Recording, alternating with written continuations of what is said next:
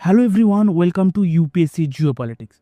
देखिए, रिसेंटली आप एक बात तो शायद नोटिस कर चुके हो। बांग्लादेश में इस्कॉन का प्रीस्ट चिन्मय कृष्ण दास का अरेस्ट की बात ऐसा रिलेशन बिगड़ गया जो बांग्लादेश तुर्की से इंपोर्ट किया गया लड़ाकू ड्रोन इंडिया बांग्लादेश बॉर्डर पर डिप्लॉय कर दिया। कोलकाता नॉर्थ ईस्ट इंडिया पर अपने कब्जा बनाने की बात कर रहा है अभी के टाइम पे बांग्लादेश। एंड एक ग्रेटर बांग्लादेश का मैप जहां पर बांग्लादेश पूरी इंडिया की नॉर्थ ईस्ट रीजन तक एक्सपांड कर चुका है, एक ऐसा मैप पूरी बांग्लादेशी मीडिया पर शो कर रहा है। मतलब बांग्लादेश ओपनली इंडियन टेरिटरी पर एक थ्रेट बन रहा है। अब मन में एक क्वेश्चन आएगा, जो क्या हो गया कुछ दिनों के अंदर? बांग्लादेश पर इंडिया आउट कैंपेनिंग चल रहा था, ये बात सच है। मालदीव्स पर भी कुछ टाइम पहले हुआ था, मगर वो थ्रेट नहीं बन रहा था। अभी के टाइम पे बांग्लादेश जो एक साल पहले हमारे साथ अच्छे रिलेशन रख रहा था, शेख हसीना की गवर्नमेंट गिरने का बाद कंडीशन इतना बिगड़ गया जो बांग्लादेश डायरेक्ट वार की हुमकी दे रहा है। तो चिन्मय कृष्ण दास के अरेस्ट की बात ऐसा क्या हो गया जिससे बांग्लादेश इंडिया के साथ फ्रंट वार पर आना चाहते हैं? अभी आप एक बार स्टैटिस्टिक्स को समझ के देखिए। बांग्लादेश जिसका जीडीपी है अभी के टाइम पे 2024 में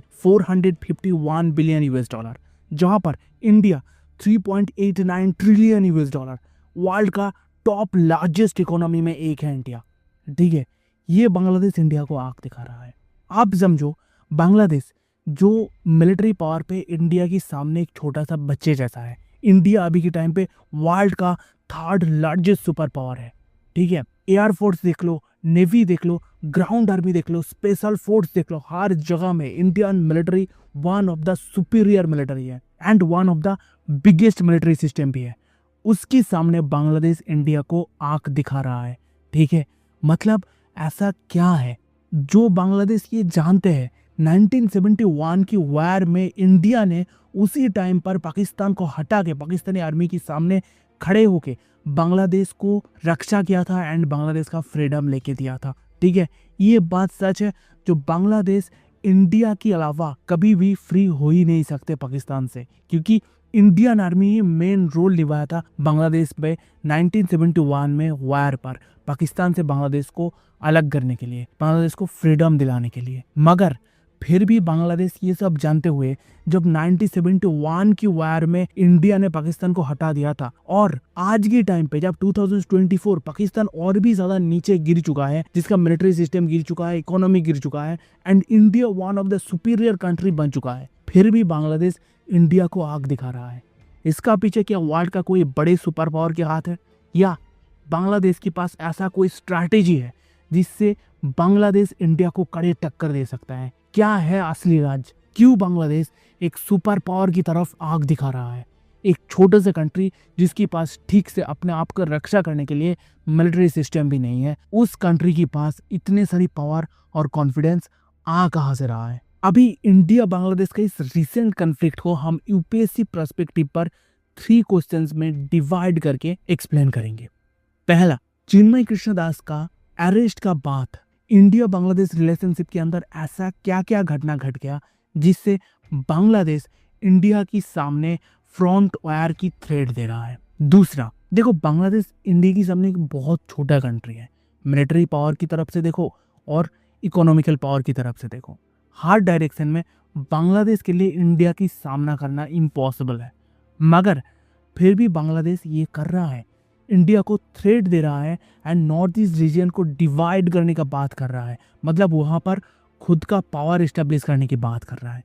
तो यहाँ पर क्वेश्चंस यही आ जाते हैं, जो क्या बांग्लादेश का पीछे कोई दूसरे पावर है, और वो पावर क्या सिर्फ पाकिस्तान है या उसके साथ और भी कोई है, जैसा चाइना हो गया, यूएसए हो गया, ऐसा कोई बड़े कोई पावर जो बांग्लादेश को पीछे से इन सारी काम करने के लिए इंस्पिरेशन दे रहा है एंड बांग्लादेश को एक पपेट्स की तरह यूज करके इंडिया को अनस्टेबलाइज करने का कोशिश कर रहा है। एंड तीसरा क्वेश्चन, अभी के टाइम पे इंडिया की स्टेप क्या है? मतलब अगर इंडिया की डिप्लोमेटिक फॉरेन पॉलिसी की तरफ देखा जाए तो इंडिया के लिए अभी के टाइम पे सही स्टेप क्या होगा बांग्लादेशी कन्फ्लिक्ट को संभालने के लिए? अभी देखिए, फास्ट क्वेश्चंस, आप लोगों के मन में भी ये सवाल आ चुका है अभी तक, तो सर हुआ क्या मैटर? चलो, चिन्मय कृष्ण दास का अरेस्ट हुआ, माइनॉरिटी के ऊपर टॉर्चर हो रहा था, मगर अचानक ये लोग वार में क्यों उलझा गया? ठीक है। तो देखो मैं एक बार टाइमलाइन बता देता हूँ आपको धीरे धीरे से समझना पड़ेगा, ये बहुत कॉम्प्लेक्स गेम है, ठीक है, क्योंकि इसके पीछे कौन है इसके बारे में कोई क्लियरिटी नहीं है, तो आपको धीरे धीरे समझना पड़ेगा। देखो वन बाय वन टाइमलाइन को समझते हैं। पहला, चिन्मय कृष्णदास का अरेस्ट हुआ एंड उसकी बाद इस्कन का और 2 प्रीस्ट के ऊपर आरोप लगाया गया, अरेस्ट कर दिया गया, ठीक है। एंड चिन्मय कृष्णदास को देशद्रोही के मामले पर अरेस्ट किया गया। कहा जा रहा था भारत से प्रोपेगेंडा लेके ये लोग बांग्लादेश में आके इंस्टेबिलिटी क्रिएट करना चाहता था, इसीलिए चिन्मय कृष्णदास को अरेस्ट कर लिया गया।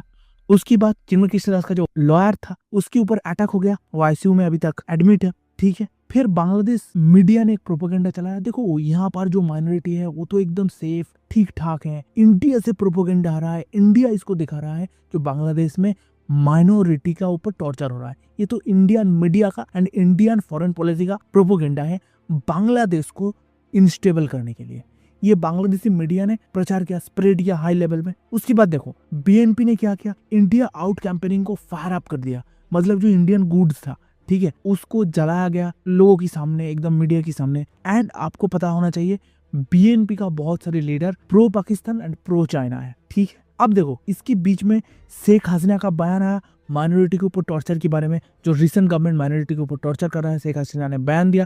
एंड उसकी बात बांग्लादेश सरकार, जो अभी की टाइम पे टेम्पररी सरकार है बांग्लादेश में, उसने क्या किया, शेख हसीना का हर कोई बात, हर कोई बयान, वीडियोस, सब कुछ बांग्लादेश में बैन कर दिया, जो बांग्लादेश को ये दिखाना ही नहीं चाहिए, ठीक है। उसके बाद और एक अपडेट, शेख मुजीबुर रहमान जिसको बंगबंधु कहते हैं, मतलब ये कौन है पता है, जब बांग्लादेश 1971 के वार लड़ा था, ठीक है, ये था बांग्लादेशी लीडर्स, मतलब ये ना एक ऐसा पर्सनालिटी है जिससे बांग्लादेश को फ्रीडम मिला है। जैसा हमारे देश में गांधी जी को जाति का जनक बोला जाता है, जाति का पिता बोला जाता है, ऐसा ही बंगबंधु बांग्लादेश का एक आइडियल कैरेक्टर है, ठीक है। आप इसका पिक्चर्स आता था बांग्लादेशी नोट्स पर इस पिक्चर्स को हटा के कोई और पिक्चर, शायद कोई हिंसामूलक पिक्चर्स देने की बात कर रहा था, जो स्टूडेंट प्रोटेस्ट हुआ था उसका कोई पिक्चर्स देने की बात कर रहा था कुछ लोगों ने।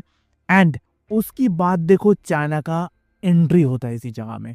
जमात इस्लामी जो अभी तक चुप बैठे थे, इंटरवर्ल्डली सारे काम कर रहा था, वो अचानक आते हैं, उसके साथ मीटिंग होते हैं बांग्लादेश टेम्पोररी सरकार की, एंड उसको इनविटेशन मिलते हैं चाइना से, ठीक है। देखो ये जमात इस्लामी शेख हसीना के टाइम पे बैन था पूरी तरीके से, आप इसका ऊपर बैन उठा दिया गया। एंड ये जमात इस्लामी ऑपरेट कहाँ से होता है, पाकिस्तान से।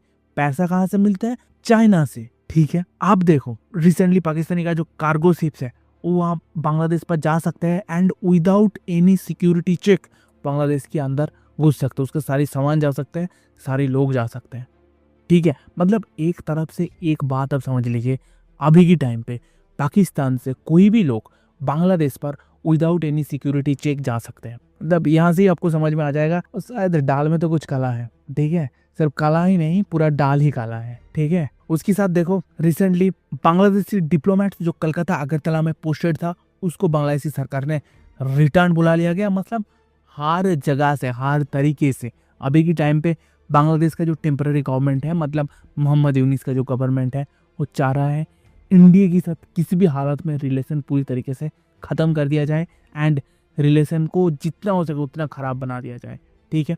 हिंदू टॉर्चर तो चलते ही जा रहा है अभी के टाइम पे, जो ये तो पहले से शुरुआत हुआ था, उसके बाद तो प्रोटेस्ट हुआ था, चिन्मय कृष्णदास को अरेस्ट कर लिया गया एंड हिंदू टॉर्चर अभी भी चलते ही जा रहा है।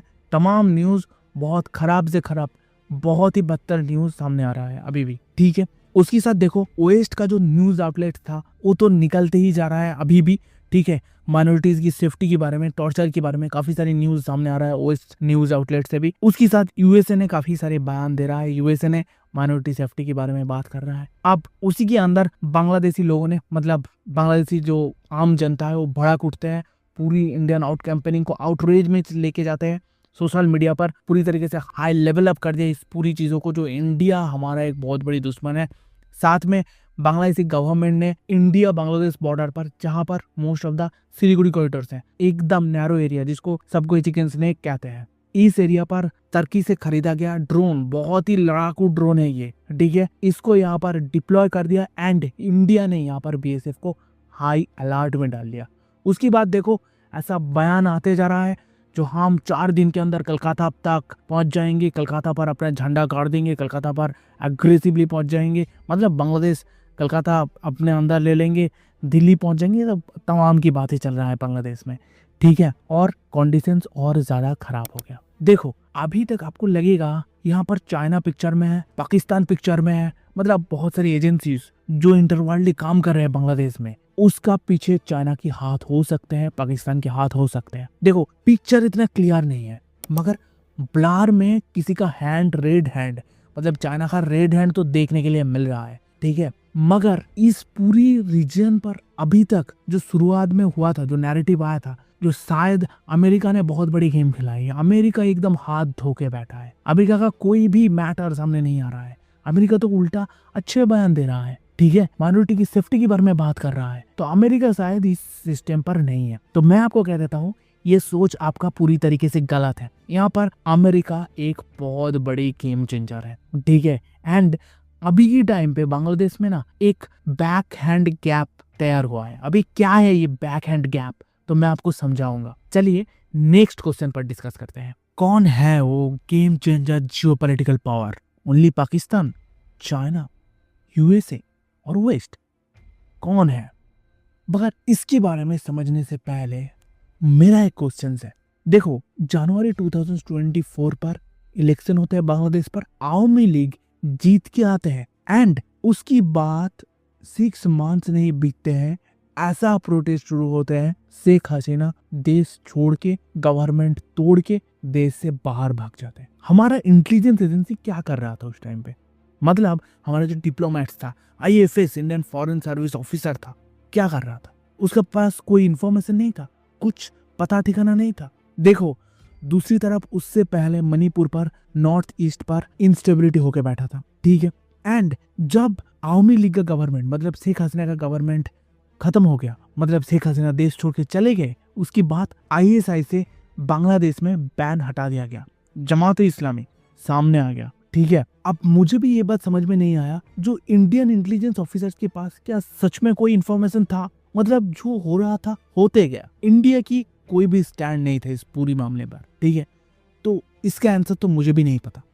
मगर सेकंड वाले क्वेश्चंस पर देखते हैं, सेकंड वाले टॉपिक्स पर नजर रखते हैं। यहाँ पर जो 1971 में हमने बांग्लादेश को फ्रीडम के लिए इतना ज़्यादा बड़ा हेल्प किया, ठीक है।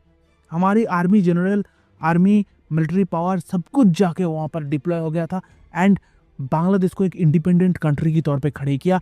उसकी बाद से इकोनॉमिकली देखो, सेफ्टी सिक्योरिटी की बात देखो, हर जगह में इंडिया ने उसको पाला है लगभग। मगर फिर क्या हो गया? आज की बांग्लादेशी यूथ इसके साथ कनेक्ट ही नहीं कर पा रहा है।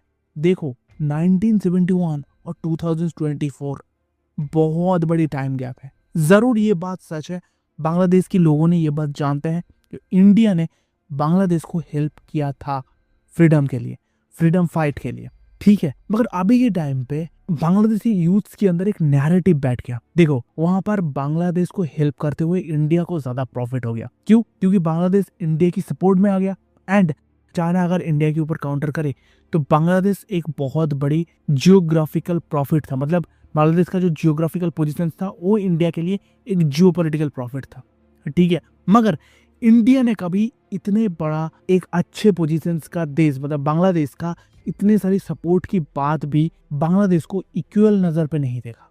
मतलब बांग्लादेश को इक्वलिटी नहीं दिया एंड अपना प्रॉफिट सबसे ज़्यादा बढ़ाते गए। जैसा वाटर इशू था, तीसरा वाटर इशू, ठीक है।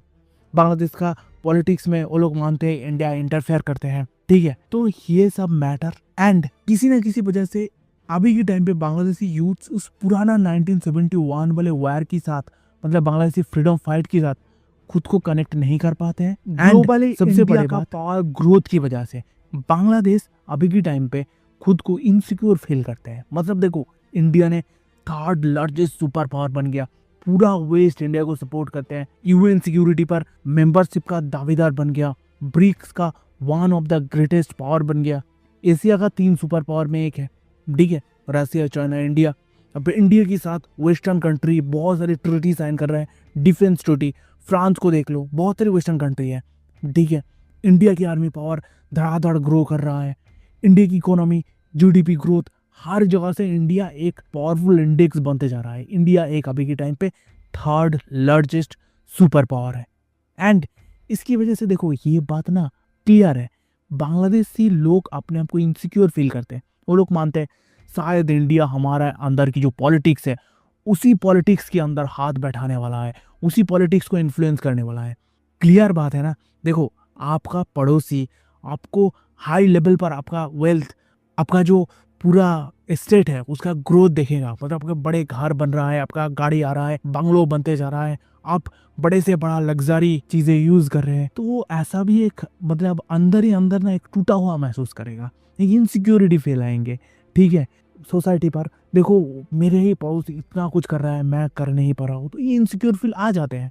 बांग्लादेश के अंदर भी यही नैरेटिव चला है। ठीक है, तो बांग्लादेशी लोग सोचते हैं जो इंडिया अभी के टाइम पे अपने जियोपॉलिटिकल पावर से बांग्लादेशी जो गवर्नमेंट है, जो इलेक्शंस है, उसको इन्फ्लुएंस कर रहे हैं। एंड अभी तक आवामी लीग का गवर्नमेंट, मतलब जो शेख हसीना का गवर्नमेंट, वो पूरी तरीके से इंडिया की सपोर्ट में था।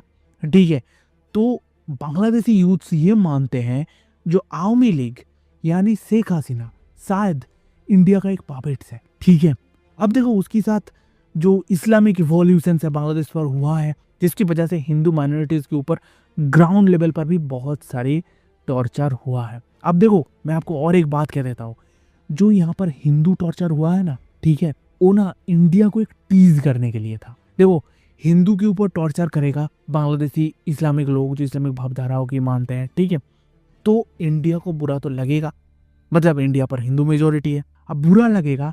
और देखो, कोई कनाडा पे जाके हिंदू मंदिर के ऊपर अटैक हो जाते हैं तो इंडिया को जितना बुरा लगेगा उससे ज़्यादा अपने ही पड़ोस में, अपने ही पड़ोस की कंट्री पर हिंदू भाई को काटेगा तो इंडियन जो हिंदू कम्युनिटी है उसको और भी ज़्यादा बुरा लगेगा। ठीक है, इंडिया रिएक्ट करेगा हाई लेवल पर, और बांग्लादेश यही चाहते हैं। देखो, इंडिया अगर रिएक्ट करते, कोई भी मिलिट्री रिएक्ट कर देता, सोचो इंडिया ने बॉर्डर पर गुस्से में आके कोई मिलिट्री इन्वेजन्स कर दिया, तो वो बांग्लादेश हिंदू के ऊपर टॉर्चर करे, हम नहीं सहनेंगे, हम तो अंदर चले जाएंगे। जैसा ईरान ने किया था, खुद कूद गया था वार पर। ठीक है, इस्लाम को ख़त्म किया जा रहा है गाज़ा पर, मुसलमान के ऊपर टॉर्चर हो रहा है, और ईरान मुसलमान के लिए खड़े हैं तो इसराइल के ऊपर धड़ाधड़ मिसाइल बरसा दिया। एंड उसकी बात तो आपको पता है मिडिल ईस्ट का हालत क्या है। ठीक है, अगर इंडिया गुस्से में आके ऐसा कुछ करता तो वही तो चाहता था बांग्लादेश, जो इंडिया ऐसा कुछ करे, इंडिया के ऊपर एक नैरेटिव बना दे, देखो इंडिया तो हमारी अंदर घुसने का कोशिश कर रहा है, हमारी लोग तो यहाँ पर ठीक ठाक बैठे हैं, मगर इंडिया इन्फ्लुएंस करने का कोशिश कर रहा है, तो पूरी दुनिया के सामने एक नैरेटिव खड़े हो जाए जो इंडिया इलीगल हाथ देता है लोगों की, मतलब दूसरी देश की सॉवरेनिटी के ऊपर। मगर एक बात समझो, इतना बड़ा गेम प्लान एक छोटा सा कंट्री का ब्रेन में तो नहीं आएगा, इसका पीछे कोई ना कोई हाथ तो है। ठीक है, तो वो पहले वाले हाथ समझ लो, ठीक है, ब्लू एंड व्हाइट वाले हैंड अमेरिका। ठीक है, देखो यहाँ पर अमेरिका का स्टैंड कैसा हो सकता है। अमेरिका सोच रहा है जो एक तरफ बांग्लादेश पर इंस्टेबिलिटी क्रिएट कर देते हैं, दूसरी तरफ म्यांमार पर आर्मी टेक ऑफ हुआ है, तीसरी तरफ इंडिया के नॉर्थ ईस्ट रीजन को इंस्टेबल कर देते हैं। क्यों? क्योंकि देखो, त्रिपुरा का चीफ मिनिस्टर अमेरिका में बैठ के बोलते हैं जो त्रिपुरा एक इंडिपेंडेंट एडमिनिस्ट्रेशन तैयार करना चाहिए। इंडिपेंडेंट एडमिनिस्ट्रेशन त्रिपुरा में क्यों? जब त्रिपुरा इंडिया के अंदर एक स्टेट है तब तुम्हें इंडिपेंडेंट एडमिनिस्ट्रेशन क्यों लगेगा, क्यों जरूरत है? ठीक है, एंड ये बयान कहाँ से देते हैं? चाइना से नहीं, पाकिस्तान से नहीं, ये बयान आते हैं अमेरिका पर बैठ के त्रिपुरा की चीफ मिनिस्टर से। तो आपको यहाँ पर शायद गेम समझ में आ रहा है। ये जो रीजन, इंडिया की नॉर्थ ईस्ट वाले रीजन, बांग्लादेश, म्यांमार, ये जो रीजन, ठीक है, यहाँ पर एक पावरफुल प्रेजेंस तैयार करना। क्यों? क्योंकि देखो, साउथ चाइना सी पर तो कुछ प्रेजेंस है, क्योंकि वहाँ पर जापान है, जापान से हेल्प ले सकते हैं आप, ताइवान है, ताइवान से अमेरिका थोड़ा सा हेल्प ले सकते हैं, क्वाड की मेंबर है। ठीक है, बट इंडियन ओशंस पर कौन है? अकेला इंडिया। अब अमेरिका का तो ये एक बात है जो हर जगह में घुसो, अमेरिका का ऐसा सोच ही है, पहले दिन से है, आज की टाइम नहीं, पहले टाइम से है। एंड देखो, जियोपॉलिटिक्स में ना दो टाइप का गेम प्लान होता है। एक है क्वाड, जो दुनिया को दिखाया जा रहा है, देखो हम तो इंडिया की दोस्त है, हम तो चाइना को काउंटर करने के लिए साउथ चाइना सी पर एशियन कंट्री को हेल्प करने के लिए, उसका सॉवरेनिटी के ऊपर, उसका इंडिपेंडेंस के ऊपर चाइना किसी भी तरीके से हाथ ना दे, इसलिए हम इंडिया को साथ लेके, जापान, ऑस्ट्रेलिया को साथ लेके खड़े हैं। ये तो एक गेम प्लान है, ये तो दिखाने के लिए है। अब ये नहीं चला तो चलो, अभी के टाइम पे चाइना ने हाथ मिला लिया इंडिया के साथ, पुतिन ने सी जिनपिंग और नरेंद्र मोदी को एक टेबल में लेकर आके सक्सेसफुल एक मीटिंग करवा दिया, ठीक है। तो अगर ये नैरेटिव नहीं चलते हैं, उसी जगह में चाइना हाथ मिला लेते हैं, इंडिया चाइना का दोस्ती हो जाते हैं, ट्रेड में दोनों ग्रो करते हैं एंड एशिया की इस रीजन पर बड़े इकोनॉमिकल ग्रोथ देखने के लिए मिल जाते हैं, तो पूरी दुनिया पर, मिड ईस्ट पर अमेरिका का इन्फ्लुएंस घटेगा या नहीं घटेगा? घटेगा। तो अमेरिका क्या करेगा? इस जगह को इंस्टेबल कर दो, चाइना को काउंटर करने के लिए मेरा प्रेसिडेंट तो है, इंडिया को थोड़ा सा हैंडीकैप बना दो, ठीक है, वहां पर चाइना को भी काउंटर कर लेते हैं, इंडियन ओशन पर भी खुद का प्रेसिडेंट बढ़ा लेते हैं और साथ में पूरी रीजन पर अपने एक पावरफुल बेसमेंट बना लेते हैं। आप शायद समझ में आ गया, पिक्चर में सिर्फ चाइना नहीं है, वेस्टर्न वाले ब्लू हैंड वाला अमेरिका भी है यहाँ पर, ठीक है। एंड रिसेंटली आप देख सकते हो हमारा एक मिनिस्टर संबित पात्रा जी, उसने इंडिया को इंस्टेबलाइज करने के लिए अमेरिका का हाथ है ऐसा एक बयान दे दिया, ठीक है। इससे अमेरिकन एडमिनिस्ट्रेशन भी रिप्लाई दिया, जो अमेरिका बहुत सारी इंडिपेंडेंट एजेंसी के साथ काम करते हैं मगर उसका ऐसा कोई रोल्स है नहीं। ये बहुत बड़ी डिसअपॉइंटेड बात है। और दूसरी तरफ चाइना की थॉट प्रोसेस तो आप जानते ही हो, ठीक है। मणिपुर इंस्टेबिलिटी, आपको पता है कुकी मेथी कन्फ्लिक्ट पर ये कुकी कम्युनिटी खुद को चाइना से बहुत सारे कनेक्शंस फील करते हैं, ठीक है, चाइना से कनेक्टेड हुआ फील करते हैं कुकी कम्युनिटी। समझ रहे हो ना आप यहाँ पर चाइना का थॉट प्रोसेस। एंड आपको तो पता ही है कितने पुराने दिन से चाइना का नज़र है अरुणाचल प्रदेश पर, और नॉर्थ ईस्ट इंस्टेबलाइज हो जाएगा इंडिया का, ठीक है, तो प्रॉफिट तो मिलेगा चाइना को। एंड चाइना तो है ही हमारा जियोपॉलिटिकल कॉम्पिटिटर, हमारा एकदम बॉर्डर में बैठे हुआ सबसे बड़ा जियोपॉलिटिकल कॉम्पिटिटर है, तो उसका हाथ तो हो ही सकता है। क्योंकि देखो अगर पाकिस्तान आ रहे हैं तो दोनों का हाथ हो सकते हैं। आप एक बात समझ के रखना, चाइना पाकिस्तान को लोन डालते हैं, ठीक है, क्योंकि पाकिस्तान ग्लोबली इंडिया को काउंटर करते हैं, ठीक है। अब बांग्लादेशी लोग अभी के टाइम पे पाकिस्तान के साथ अपना बहुत जुड़ा हुआ महसूस कर रहे हैं। क्यों कर रहे हैं?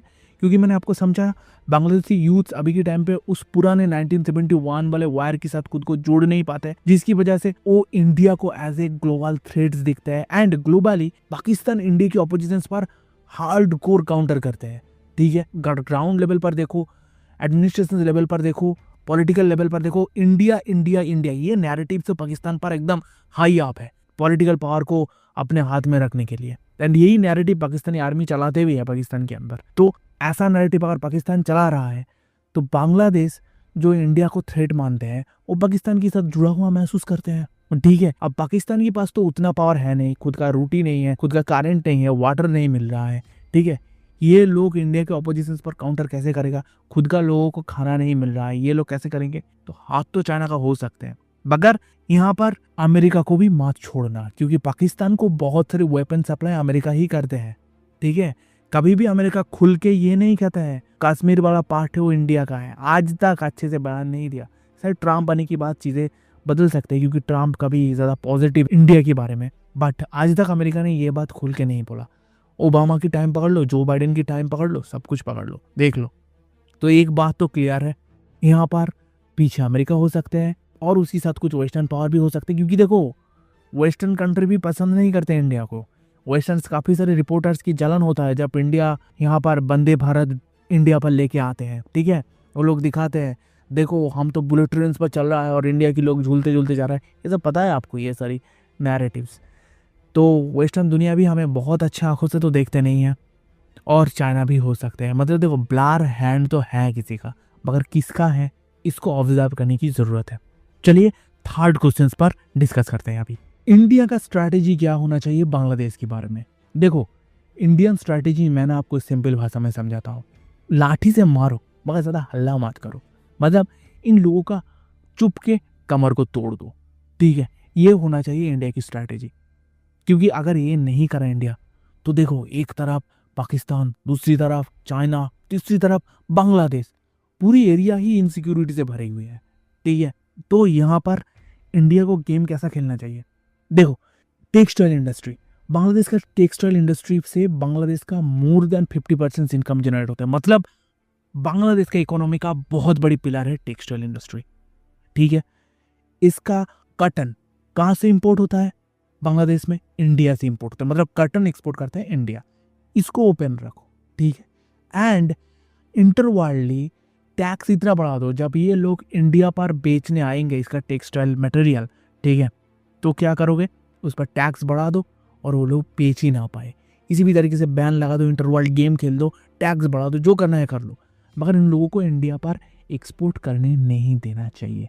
बस हो गया, हाफ प्रॉब्लम यहाँ से सॉल्व हो गया। क्योंकि देखो अभी के टाइम पे मोहम्मद यूनिस का गवर्नमेंट इंडिया को एज ए एनिमी क्यों शो कर रहा है, क्योंकि बहुत ज़्यादा कर्जा हो चुका है बांग्लादेश का, कोई डेवलपमेंट नहीं हो रहा है, ट्रेड बंद है, बांग्लादेश की इंटरवर्ल्ड लोगों का हालत बहुत ख़राब है, खाना भी नहीं मिल रहा है लोगों को, ठीक है, ऐसा हालत है बांग्लादेश में लोगों का। अब इन सारी चीज़ों लोगों के सामने आए तो यूनिस के हाथ में पावर कैसे रहेगा, ठीक है, लोग तो इसका अपोजिशन से बात करने लग जाएगा, तो दूसरा नैरेटिव लगा दो, नेशनलिज्म की नैरेटिव, इस्लामाइजेशन का नैरेटिव। देखो इस्लामिक रिवॉल्यूशन, इसको मजाक मत समझो, बांग्लादेश में बहुत ज़्यादा सपोर्ट मिल जाते हैं, ठीक है, रिलीजियन जो इमोशंस है ये बहुत ज़्यादा सपोर्ट देते हैं एक पार्टी को, एक पावर को, एक लीडर को, अपने पावर को अपने हाथ में, अपने ग्रिप पे रखने के लिए। तो ये वही किया, इंडिया हिंदू कंट्री है, ठीक है, ऐसा दिखाया, इंडिया तो सेकुलर कंट्री है, ऐसा नहीं दिखा है, इंडिया हिंदू कंट्री है, हिंदू मेजोरिटी है, ठीक है। रिसेंटली राम मंदिर बना गया, बाबरी मस्जिद को तोड़ के नैरेटिव लगा दिया, देखो वहाँ पर तो मस्जिदें तोड़ा जा रहा है, मतलब वहाँ पर इस्लाम के ऊपर, मुसलमान के ऊपर टॉर्चर हो रहा है, ठीक है। अब लिटरेसी रेट कम है लोगों का, तो ये लोग तो ये बात मान ही लेंगे, बांग्लादेशी लोग, ठीक है। उसके बाद क्या करो, नैरेटिव लगा दो इंडिया अब मेरी गवर्नमेंट के ऊपर, मतलब बांग्लादेश की इंटरवर्ल्ड गवर्नमेंट के ऊपर, इलेक्शंस के ऊपर, ठीक है, हाथ लगाने का कोशिश कर रहा है, नैरेटिव फैला दिया, एंड लोगों ने इंडिया को दुश्मन माना, and India out campaigning, India opposition war, ये सब नैरेटिव हाइप हो गया। तो देश का इनकम है, जनरेट है, इकोनॉमी है, जॉब है, लड़ाई कहाँ से शुरुआत हुआ था, किस लिए शेख हसीना के अपोजिशन पर इतना बड़ा स्टूडेंट प्रोटेस्ट शुरुआत हुआ था, जॉब के लिए, ठीक है। असलियत मैटर तो जॉब था, जॉब पे सीट का रिजर्वेशन का मैटर था, मगर वो मैटर अब कहाँ चले गया, है ही नहीं मैटर। जॉब ग्रेड कर दिया मोहम्मद यूनिस ने, कुछ नहीं किया। तो देखो इंडिया को समझना चाहिए, ये नैरेटिव्स बांग्लादेश का अभी के टाइम पे सरकार कर रहा है, इंडिया को शांत बैठा रहना चाहिए, जितना भी बॉर्डर सिक्योरिटी है उसको हाई अलर्ट में कर देना चाहिए, धीरे धीरे ट्रेड के जरिए, हर जगह से जरिए उसको इकोनॉमिकली डाउनग्रेड कर देना है। देखो इकोनॉमिकल डाउनग्रेडेशन रहेगा ना, तो ये सारी नैरेटिव बहुत ज़्यादा दिन तक सस्टेन नहीं करेगा, ठीक है, धीरे धीरे ये नैरेटिव गिरते जाएगा, क्योंकि लोग देखेंगे अपनी जेब पे पैसा नहीं है, तो कितने दिन तक ये सब इंडिया आउट कैंपेनिंग ये सब करते रहेंगे। तो इंडिया का पहला स्टेप ये है, शांत रहो, ग्राउंड लेवल पर काम करो, उसका इकोनॉमी तोड़ दो, एंड देखो किसी भी तरीके से जल्दबाजी में आ गया, एकदम जोश में आ गया इंडिया, बांग्लादेश के साथ जो ट्रेड था उसको पूरी तरीके से बंद कर दिया, स्टॉप कर दिया, ये सही स्टेप नहीं है। क्योंकि देखो वहाँ पर चाइना बैठा है, चाइना क्या कहेंगे, चलो इंडिया ने बंद कर दिया, कोई बात नहीं, हम दे देंगे, ठीक है, ट्रेड कर लो हमारे साथ, तो वहाँ पर तो चाइना प्रॉफिट करके लेके चले जाएंगे। इसीलिए ऐसा गेम खेलना नहीं है, धीरे धीरे खेलो, उसका एक्सपोर्ट को कम कर दो, उसको इंपोर्ट करो, दो उसको और ज़्यादा वेजिटेबल्स दो, मगर जो टेक्सटाइल एक्सपोर्ट था बांग्लादेश को, ठीक है, उसको धीरे धीरे कमर तोड़ दो। अब लोग इकोनॉमिकली डाउनग्रेड हो जाएगा तो प्रोडक्शंस कम होते जाएंगे, दूसरी देश के साथ कनेक्शंस करेगा भी, फिर भी उस लेवल पर एक्सपोर्ट कर ही नहीं पाएंगे, कर्जा बढ़ जाएगा, इन्फ्लेशन रेट बढ़ जाएगा, एंड लोगों के अंदर इंस्टेबिलिटी भी बढ़ जाएगा, एंड गवर्नमेंट के ऊपर क्वेश्चंस उठेगा, एंड इंडिया की प्रॉफिट होगा, ठीक है। मतलब इंडिया के पास पावर होगा, जो ये गवर्नमेंट देखो बुरा है, आपका ख़त्म कर चुका है, ठीक है, आप हमारे साथ आइए, हम आपको एक नया दुनिया दिखाएंगे, हम आपका इकोनॉमिकल पावर को सपोर्ट करेंगे, ठीक है, ये बोलने का पावर आ जाएगा इंडिया के पास, एंड इंडिया तब उसकी इंटरवर्ल्ड गवर्नमेंट के साथ मिलके एक स्टेबलाइज गवर्नमेंट तैयार कर सकते हैं, इलेक्शन करवा सकते हैं, बहुत सारी प्रॉफिट हो सकते हैं। जो प्रेजेंट गवर्नमेंट है वो इंडिया को सपोर्ट करने के लिए घुटनों में आ जाएगा, ठीक है। तो इंडिया का एक ही नैरेटिव होना चाहिए अभी के टाइम पे, शांत रहो एंड कमर तोड़ने वाला काम करो। एंड दूसरी बात, मैं आप लोगों को एक एडवाइस देना चाहता हूँ, आप लोग को मैं देखता हूँ कभी कभी जोश में आके बांग्लादेश के अपोजिशन पर काफ़ी सारी बातें आप लिख देते हो सोशल मीडिया पर, मगर ये बात मत कीजिए, इस सब से कुछ होने वाला नहीं है, उन लोगों को लिखने दीजिए। देखो वो लोग इंडिया के बारे में, इंडिया की अपोजिशन पे 10 बुरी वर्ड लिख रहा है, आप उसको रिप्लाई दे रहे हो, तो वर्ल्ड मीडिया के सामने उसका एक फेस वैल्यू बनते जा रहा है, ठीक है। यही तो चाहिए बांग्लादेश को अभी के टाइम पे, है ना। तो मैटर यह है, इन लोगों को जितना हो सके उतना अवॉइड करो, कोई फेसबुक पोस्ट दिखा, कोई सोशल मीडिया पर कुछ पोस्ट दिखा, उसको डिलीट कर दो, मतलब अपने अकाउंट से डिलीट कर दो, उसको ज़्यादा वायरल मत करने दो। तुम उस पोस्ट में जाके कोई भी एंग्री इमोजी दोगे, ठीक है, फीडबैक दोगे या कुछ कमेंट करोगे तो पोस्ट और ज़्यादा वायरल चले जाएंगे। तो इन लोगों को क्या करना है अभी के टाइम पे, जितना हो सके उतना कर्नर पर धकेल देना है और अपनी तरफ से कोशिश करो जितना हो सके कम बांग्लादेशी प्रोडक्ट यूज़ करने के लिए, ठीक है। अगर कोई बांग्लादेशी प्रोडक्ट देख रहे हो तो उसको, मतलब ऐसा नहीं है तो पिक्चर्स लगा दिया बाइकआउट बांग्लादेशी प्रोडक्ट, फिर हमने खरीदा नहीं, ऐसा करना नहीं है, ठीक है। शांत रहो, चुप रहो, उसको खरीदो मत। तो इससे क्या होगा, इंडिया के इंटरवर्ल्ड एक जो पावर है वो भी बांग्लादेश महसूस करेगा, देखो हमने ये किया है, इसका फीडबैक हमें मिल रहा है, इंडिया तो शांत है, ठीक है। मतलब दूसरे पर लगने जाओगा तो फिर बुरा हो सकते हैं। तो ये बांग्लादेश की जो आम जनता है वो भी समझेंगे। एंड ऑफ कोर्स अगर आप बात करेंगे जो हिंदूज के ऊपर टॉर्चर के बारे में, हाँ उसके बारे में आप आवाज़ उठाओ एंड स्टेडी स्ट्रिक्ट आवाज़ उठाओ, स्लैंग लैंग्वेज यूज़ मत करो, स्टेडी स्ट्रिक्ट आवाज़ उठाओ, ठीक है, ये उठाना चाहिए। मैं इसके बारे में पूरी तरीके से सपोर्ट करता हूँ, मगर कोई मीम शेयर मत करो ऐसा, ठीक है। तो अगर आपको हमारा डिस्कशन अच्छा लगता है तो आप वीडियो को थोड़ा सा like, share and subscribe channel को कर दीजिए। आपके लिए मैं ऐसा ही बहुत डेप्थ डिस्कशन वीडियो लेके आऊँगा जो आपका यूपीएससी प्रिपरेशन पर बहुत ज़्यादा हेल्प करेगा, ठीक है। एंड मैं जाते जाते आपको एक क्वेश्चन करना चाहता हूँ, आपको क्या लगता है इस पूरी मैटर पर, जो इंडिया का क्या स्टेप होना चाहिए एंड ये पूरी मैटर का पीछे किसका हाथ सबसे बड़ा है? कोई कंट्री हो सकता है, ऑर्गेनाइजेशन हो सकते हैं, मुझे कमेंट करके आप थोड़ा सा इन्फॉर्म कीजिए, मैं भी आपकी सोच जानना चाहता हूँ, ठीक है। चलता हूँ, गुड बाय।